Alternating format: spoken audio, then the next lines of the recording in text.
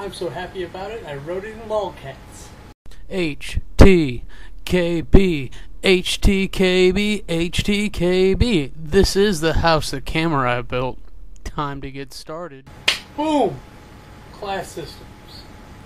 Alright, for those of you who don't know, I'm very into games in general, not just video games, board games, anything that uses a mechanical system and a set of rules that you can play for entertainment. I'm pretty much in the thick of it.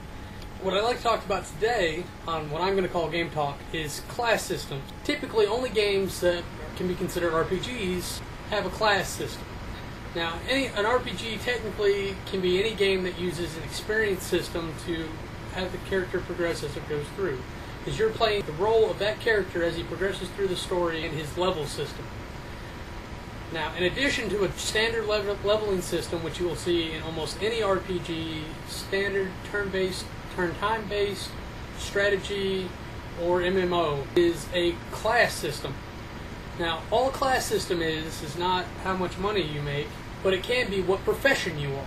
Your job, or your job class, is whether you're a knight, a thief, a wizard, cleric, priest. All those are good examples. By simply having different classes in a game, you can have a class system, and it's essentially just like having several different monsters or several different characters. It's not necessarily a true class system, but in the strictest sense, it would still be. It's very bland if it's completely flat. Usually when you hear class system, it involves some kind of job tree, where you can promote up and down and sometimes sideways as well. I'm going to sit here and discuss a few standard options in some of the notable games where this occurs. I guess I'll go ahead and start with some standard structures. Here's a flat system, class system. You can be a fighter, a red mage, thief, or a monk.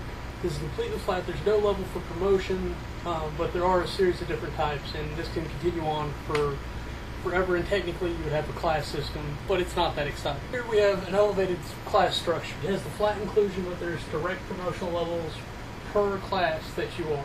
If you think back to Final Fantasy, you know, the original, back when Squaresoft was on its dying legs, it came out with the last great adventure, Final Fantasy, turn-based RPG that uses slot systems instead of magic points. That's going old school. Anyways, once you got Bahamut's Tale, you could elevate to the second level for all your characters.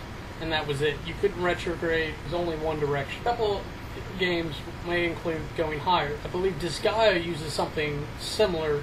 A center scope class system, probably the next basic as you can get.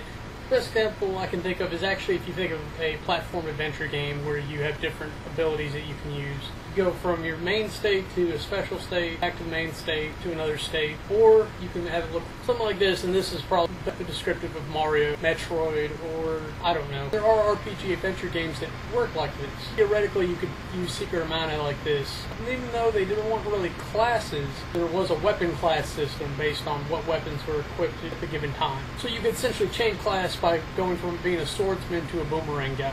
Final Fantasy II is another example of that, and probably one of the first games to actually incorporate a weapon class system. Except we actually start building trees. You have different branches that different characters can go by. Typically in games they get split up into male and female type characters, and then each of those have decisions that they have to make in order to get to this point. Several ways to determine dependency going from here to here, or from here to here. Very typically, it's just a base level or even a job level class. Think about how complicated the game is. Games such as Ogre Battle for the SNES, those characters have statistic-dependent levels such as alignment. So you end up with male and female human characters, as well as a good path and an evil path for each of the different genders. It's not really this simple, but this is your basic structure. You'll notice these are non-directional, so this can retrograde back to this can retrograde back to this, and go up. There's no crossing, there's no interlocking, and there's no lateral movement at all. And if you've noticed too, a male character could never come over here and be a female character. One of the things about Ogre Battle is it also incorporates a mix.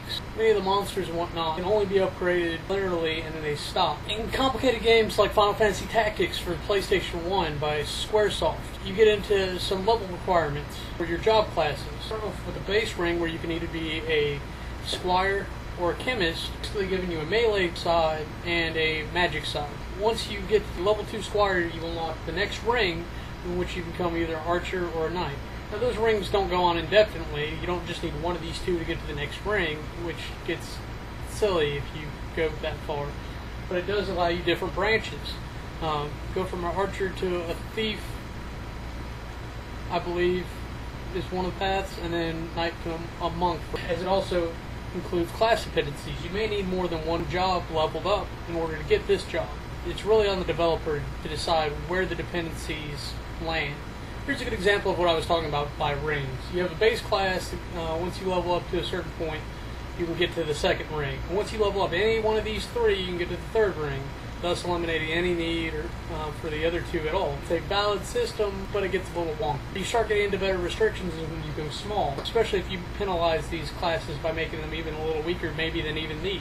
Because eventually, you'll get to this one where you have lots of choices. So essentially to get to here, you need to level up 1, 2, 3, 4. It doesn't really matter which ones, but you have to do the work to get them there. It's not one I would suggest, but it's a valid one. Where it gets wonderfully complicated is when we involve multiple races. Games like Ogre Battle completely separate out the different races and don't allow for any special differentiation.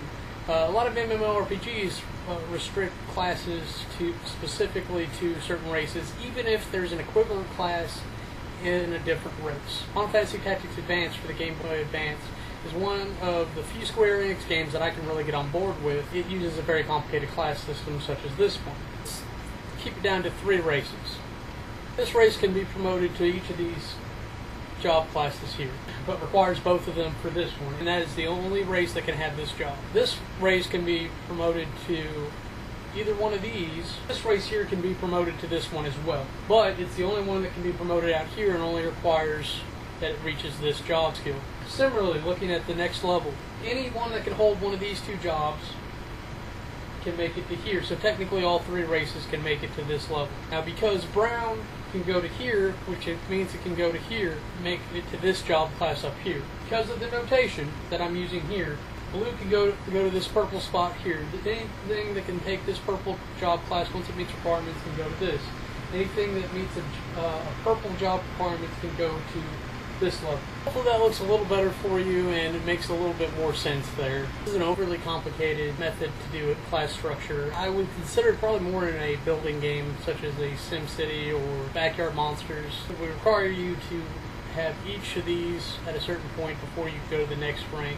And once you go to the next rank, you can start with any of them, but you have to build up to the next level in order to go to the top. If you look at it a little closer, it gives you what I would call a stack. You put one down, put another one down, put another one down. I almost forgot one of the best games, Fable. A lot of people probably wouldn't say that it has a traditional class system, and it doesn't. It has a skill-driven class system. Normally, RPGs include things where you put points towards certain skills to increase how well you do certain things. One of the things that happened in Fable was you had 3 attributes: strength, agility, and magic. As you put points into each of these attributes, your character became more capable at doing certain things. If you wanted to get to a traditional fighter, you had to put all 5 points listed here to get to your optimum fighter status. If you wanted to be optimum archer, all 5 points archer, optimum wizard, you had to put all 5 points towards the wizard. Now, there were several lower classes, more than I can list here. I'm just simplifying things, because for each coordinates, each amount of things that you put points into, it technically was a different class because it was so good at doing this or doing that. And there's very little structure to it whatsoever. Thankfully, in this example, there's only 3 things. Going with 5 points for this example, if you put 3 into strength and then 2 into magic, you'd end up with this definition here, and so forth. It's definitely lots of fun play, but it's not structured at all. It's what I would call free form. Anyways, that's what I wanted to talk about today, was a little bit of class system.